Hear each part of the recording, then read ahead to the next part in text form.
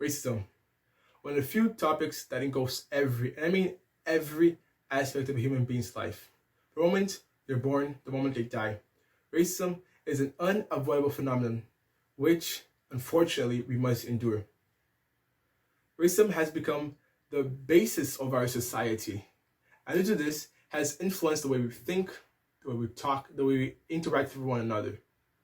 It has influenced things that sometimes we don't even realize, such as literature and the description, the gruesome sexualized description of the black bodies, or perhaps the history where we don't actually get to learn about the kings and queens of the African continent, but only about the European kings and queen monarchy. And we always believe and always see Africa as a place where the slaves came from.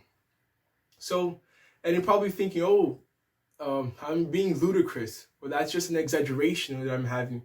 But if you have never seen the road from a black person's perspective, that's an expected assumption to have.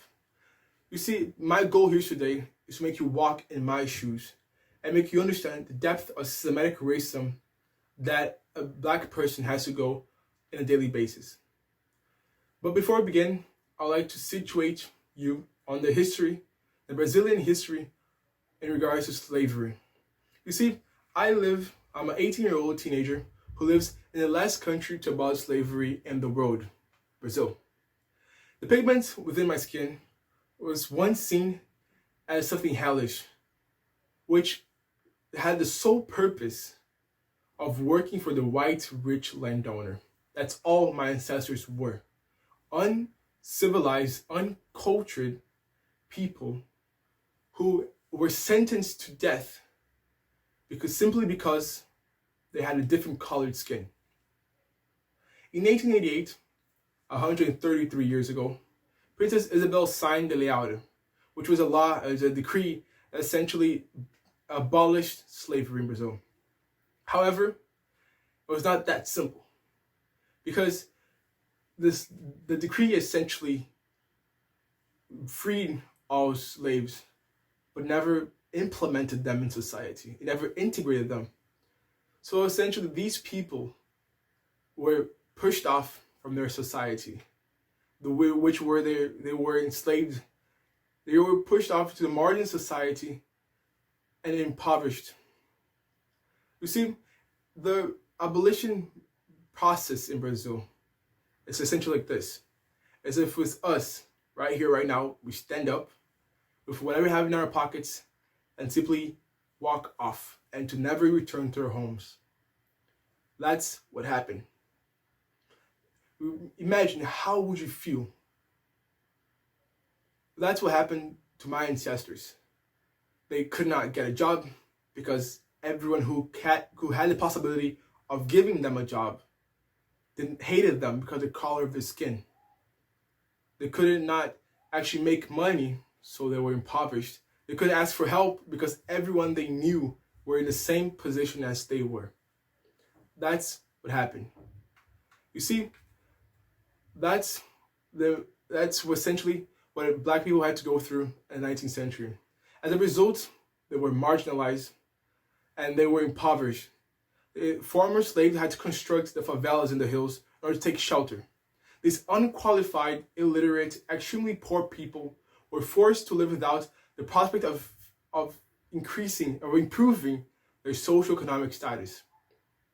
And what most people don't understand is how these restructural processes that explain the current situation that we live in today, and that historical process helps us comprehend how things came to be. You see, we had exactly 338 years of slavery, and only had 133 years of complete freedom for the former black slave. Mathematically speaking, it is absurd to believe that such gigantic social gap could be closed in such a more short amount of time without the help of the government. As a result, slaves were denied the possibility of economic and social improvement, which allowed their descendants, to find jobs, opportunities as cleaning staff, cooks, maids, anything that was essentially for serving others. And that reflects nowadays. Black people find most jobs in informal jobs, careers, as cleans, as cooks.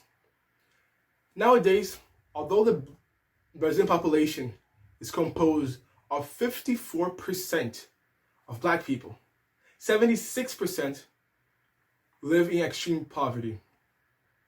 According to IPEA, which is Atlas de Violência, or Atlas of Violence, in 75.9% of Brazilians who were assassinated between 2008 and 2018 were black, which means that for every one non-black person, 3 blacks were killed. And the reason for that is police brutality. You see, what I had to explain to you is the systematic racism in which our society's bedrock was built upon. To this very day, these historical processes influence everything our society is built on and how our society functions. You see, Brazil was built upon demonization and exploitation of the black bodies, the cruel murder and kidnapping of my ancestors. This is a basic concept of structural racism. In the state of Rio de Janeiro, where I live, in 2019, out of 1,814 people that were killed, 86% were blacks. This is one of the things I fear the most, being just another statistics.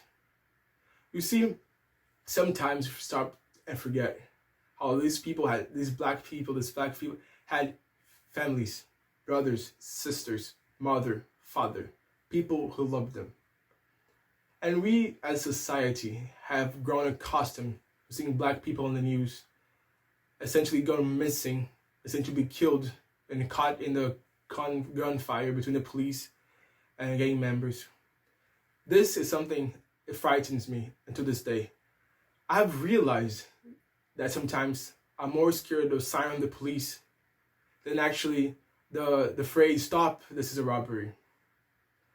You see, this is my reality. The constant fear. The constant fear of walking outside my house and perhaps never returning.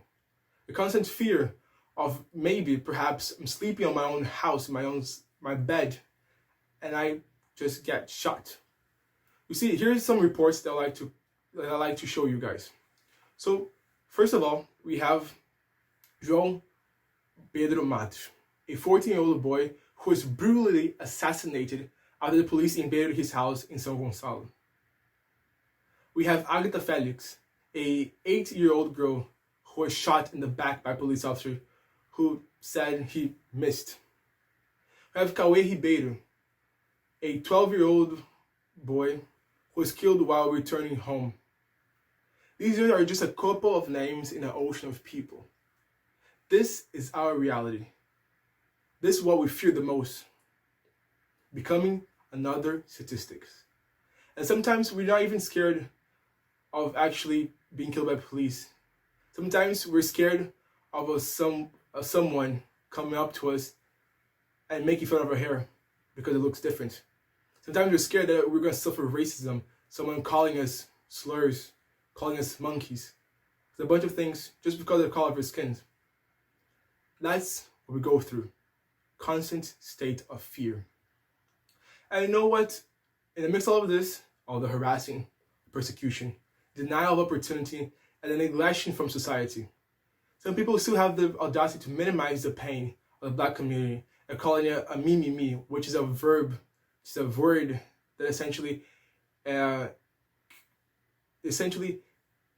creates this idea that our pain and our struggles are meaningless. You see, let's make one thing clear. Every 23 minutes, another George Floyd dies in Brazil. These are the facts. This is what we fear, that we go through on a daily basis. But the reason I'm telling you this is not that for you to pity me. It's not for you to pity us as a society, as a community. But rather for you to understand the struggles that we go through on a daily basis. And you help us essentially stop this vicious racist cycle that has perpetuated for centuries. I mean, one may even doubt that racism in a broader spectrum will ever come to an end. But I believe that little steps will help such big dream of mine and of all Black people come to reality. You see, we can all start today. Nowadays, it has become not enough to only not be racist, but we have to try to strive for the concept and propagate the concept of anti-racism, which is fighting off racism in all its methods in all way possible. You see, it is the idea of being anti-racism is about bringing about inclusion for all. One such way that we can actually start now of being anti-racism, essentially denouncing every type of discrimination, describing every type of racist acts that we see. Don't be scared to speak up. Don't be scared to use your cell phones, which is one of the most important weapons that we have nowadays, to film and post it online the racism that's being suffered. Speak up, denounce the discriminatory actions, because that will become less likely for that person to do it again. And even if you are that person that is making the inappropriate comment, listen to what the Black person is trying to tell you. Listen for what they have to say. That's all we ask. That's all. Listen to what we have to say, to listen and not to create excuses for the racist behavior. So try and not repeat it again. That's what we ask. It's nothing impossible. Listen, respect, and do not try to excuse your behavior. You see, one more thing that I think that it's crucial, essentially incentivize the Black community around you. I've seen try to normalize Black people around you, because the thing is, once we start normalizing Black people in spaces that are mainly white, that's going to become we're going to be about equality. That's when we all finally going to start striving for a better society. See, try and follow Black people on social media that talk about racism, and for you to understand further, take a step further in understanding the topic. Or even, you don't have even to try that all the time, listen to have all the time to essentially talk about racism all the time. But you can on your social media, you can start following Black football players, Black soccer players, Black musicians. Try to help and give them support. That's all we ask. We have been in a constant suffering for too long, and we ask for your help. See, don't go all the time asking your Black friend about a question about racism all the time, because it's annoying. I have to say, it is annoying. Go on the internet. Take that step further. Look yourself. Try to understand better how it works, how it works, and when it's going to work. You see, these are small steps to bring about equality. These are small steps to end racism, this vicious cycles that we have, and someday, which I dream of, is to bring about equality and fight discrimination on a daily basis. Fighting discrimination on a daily basis, I believe, one day will lead to the end of discrimination. Perhaps not in this century, perhaps not tomorrow, not today, but not in this century, but someday, I believe it will. So try to always treat people equally. Try to make Black people feel safe around. There's always Black people sometimes, because of the constant fear, sometimes feel threatened. See, that's one thing. Always try to strive for our better society. So tonight, I would like to finish with two quotes, which I absolutely love. Which one is from Martin Luther King, which reads, "I say to you today, my friend, that in spite of the difficulties and frustrations of the moment, I still have a dream. I have a dream that my 4 little children will one day live in a nation where they will not be judged by the color of their skin, but the content of the character. And the second quote I'd like to leave tonight is from my favorite Brazilian activist called Leila Gonçalves, and it's in Portuguese. But essentially it's a call to arms, which reads: Em razão disto, é ir à luta e garantir nossos espaços, que evidentemente nunca foram nos concedidos. Lastly, I'd like to ask you a question. When will millions of those who look like me have to suffer so that we can finally bring about equality? Thank you.